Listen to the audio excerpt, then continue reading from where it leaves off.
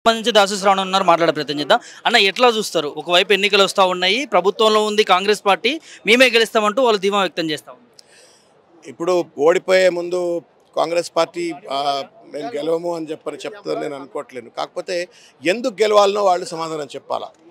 ఏం ముఖం పెట్టుకొని వాళ్ళ జూబ్లీహిల్స్ ప్రజల దగ్గర నుండి ఓట్లు అడుగుతారో సమాధానం చెప్పాలా.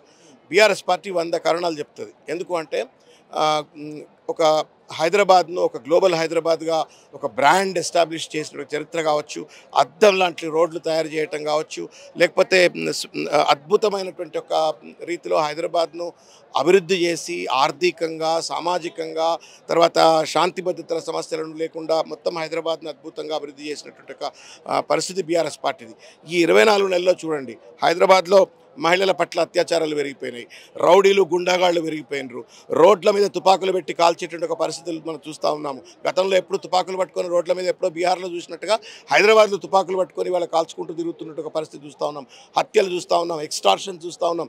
దానికి తోడు ప్రభుత్వమే వాళ్ళ దోపిడీకి పాల్పడుతూ ఉంది. పేదోళ్ల ఇళ్ళు కూల్చడానికి హైడ్రా అనే ఒక భూతం తయారు చేసి ఆ భూతాన్ని వదిలిపెట్టేసి వాళ్ళ ఇష్టం వచ్చినట్టు బడాబాబుల దగ్గర కమిషన్లు దండుకుంటూ పేదవాళ్ళను బెదిరించుకుంటూ వాళ్ళ ఇండ్లను కూలుస్తున్నట్టు ఒక పరిస్థితి కావచ్చు. మొత్తం ఒక పిచ్చోడి చేతిలో రాయి మాదిరిగా ఈ ప్రభుత్వం వ్యవహరిస్తూ హైదరాబాద్ను సర్వనాశనం చేసింది, తెలంగాణను సర్వనాశనం చేసింది.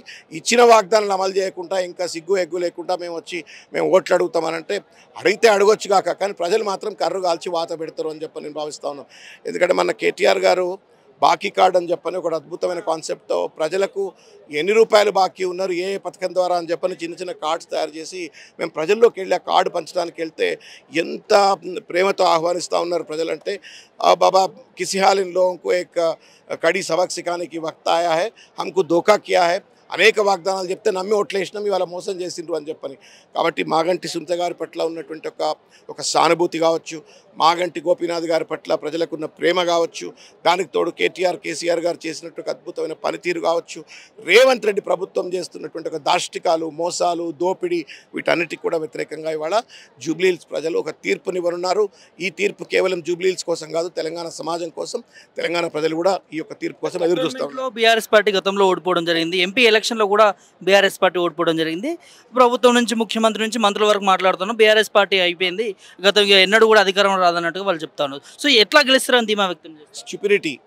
ఇప్పుడు వాళ్ళ దగ్గరే ఒక సమాధానం ఉంది. మీరు 18 నుండి మీరు 23 వరకు తీసుకుంటే ఎన్ని బై ఎలక్షన్స్ అయినాయి? దుబ్బాకలో కాంగ్రెస్ గెలిచిందా? హుజురాబాద్లో కాంగ్రెస్ గెలిచిందా? మున్గోడ్లో కాంగ్రెస్ గెలిచిందా? ఏడన్నా డిపాజిట్ వచ్చిందా? మరి అధికారంకి వచ్చిండ్రు కదా. మరి వాళ్ళకి సాధ్యమైనప్పుడు బీఆర్ఎస్కి ఎందుకు సాధ్యం కాదు? ఇవాళ పెద్ద ఎత్తున కార్యకర్తలు, నాయకులు ఉన్నటువంటి ఒక ఏకైక పార్టీ బీఆర్ఎస్ పార్టీ. రెండవది, people come to defeat somebody, not to ఓటేసేది వాడిని గెలిపియం కోసం ఓటేరు, ఓడగొట్టడం కోసం వస్తారు ప్రజలు. ఇవాళ రేవంత్ రెడ్డి ప్రభుత్వాన్ని ఓడగొట్టడానికి వస్తున్నారు. ఎందుకు ఓడగొట్టడానికి వస్తుంది మీకు 100 చెప్పిన. అనేక వాగ్దానాలు చేసినారు, చెట్ల మీద ఇస్తార్లు కొట్టినట్టు 420 వాగ్దానాలు చేసినారు. ఏ వాగ్దానమైనా పూర్తి స్థాయిలో అమలు చేసినా మీరు చెప్పండి. 1. 2, పారదర్శకమైన పాలన అన్నారు, ప్రజాపాలన అన్నారు. ఇవాళ పోలీస్ పాలన కొనసాగుతూ ఉన్నది. ఎక్కడికక్కడ ఒక దోపిడీ, మొత్తం ఇక్కడ దోయాలా ఢిల్లీలో కప్పం కట్టాలా అన్నట్టుగా ఢిల్లీ వాళ్ళకు ఇవాళ తెలంగాణను తాకట్టు పెట్టినట్టు ఒక పరిస్థితి చూస్తూ ఉన్నాం. దానికి తోడుగా ఇవాళ పేదవాళ్ళ ఇండ్లు కూలుస్తూ మొత్తానికి వాళ్ళ ఒక చిల్లర డ్రామాని ఇవాళ రేవంత్ రెడ్డి గారు తెలంగాణలో ముఖ్యంగా హైదరాబాద్లో ఆయన చూపిస్తూ ఉన్నారు. కాబట్టి ప్రజలు తప్పనిసరిగా గుణపాఠం చెప్పాలని. और ख़ास तौर से హైదరాబాద్ జూబ్లీహిల్స్లో 130,000 మైనారిటీ ఓట్లు ఉన్నాయి. ఇవాళ మైనారిటీలు ఎదురు చూస్తున్నారు. నోవేర్ ఇన్ ద హిస్టరీ అండి, భారతదేశ స్వాతంత్రం వచ్చిన తర్వాత ఇప్పటి వరకు ఏ రాష్ట్ర ప్రభుత్వంలో కూడా మైనారిటీ లేకుండా, ముస్లిం మైనారిటీ లేకుండా మంత్రిత్వ శాఖ లేదు. కేవలం యోగి ఆదిత్యనాథ్ మాత్రమే ముస్లిం లేకుండా క్యాబినెట్ ఏర్పరిచినాడు. ఇవాళ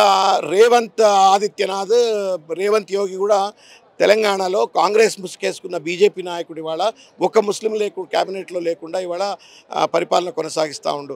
ఆ ఉన్న 3 నాయకులు, ఆయన పేరు షబ్బీర్ అలీ గొంతు కోసి పడేసిండు, అమీర్ అలీ గొంతు కోసి పడేసిండు, అజారుద్దీన్ గొంతు కోసి పడేసిండు. ఇట్లా మంచి నాయకులందరూ గొంతు కోసేసినాడు. దానికి తోడుగా నిన్న చూసినాం మన, అంటే వాళ్ళకి ఎంత చిల్లరతనం ఉంది అంటే 2500 గజాలు ఏదో ఇచ్చేస్తున్నాం మేము గ్రేవ్యార్డ్ కానీ రాత్రి జీవో పట్టుకొచ్చిండ్రు, తెల్లారి పొద్దుగా మిలిటరీలు వచ్చి మీరు వస్తే కాల్చిపడేస్తామని చెప్పని వాళ్ళు అడ్డం వచ్చిండ్రు. అంటే అన్ప్రిపేర్డ్నెస్, తర్వాత సీరియస్నెస్ లేకపోవటము, మోసం చేయాలనేటువంటి ఒక భయం ఇవాళ ముస్లిమ్స్ ఫీల్ అవుతూ ఉన్నారు. ఫీ రియంబర్స్మెంట్ వాళ్ళ ఎంత ఆగం చేసి పడేసినాడు. తర్వాత వాళ్ళకి షాదీ ముబారక్ రావట్లేదు, అట్లే మొత్తం అందరికీ రావట్లేదు. బట్ దే వెరీ పర్టిక్యులర్, మమ్మల్ని మోసం చేసిండు. ఎందుకంటే రేవంత్ రెడ్డికి ఆ వచ్చిన 1.5% ఏదైతే ఎడిషనల్ ఓట్ తెలంగాణలో వచ్చి అధికారం మీద కూర్చున్నాడో, that vote belongs to minorities. ఆ ఓట్ని తీసుకొని వాళ్ళని నా ఎమ్మెల్యేలు ఉండరు, నా ఎమ్మెల్సీలు ఉండరు, నా మంత్రులు ఉండరు, వాళ్ళకి ఫీ రియంబర్స్మెంట్ రాదు, వాళ్ళకి షాదీ ముబారక్ రాదు, వాళ్ళకి 4000 కోట్ల రూపాయల బడ్జెట్ ఇస్తానడు, అది ఇవ్వడు. మొత్తానికి ఒక మోసం చేస్తూ ఉంటే మళ్ళీ ఇంకా తగుదనమ్మా అని చెప్పని ఓటు అడిగితే వాళ్ళు ఓటు వేస్తారని చెప్పని రేవంత్ రెడ్డి లేకపోతే ఆ మంత్రులు పొన్నం ప్రభాకర్, వివేక్ కలలు కంటే వాళ్ళ కలలుగా మిగులుతాయి.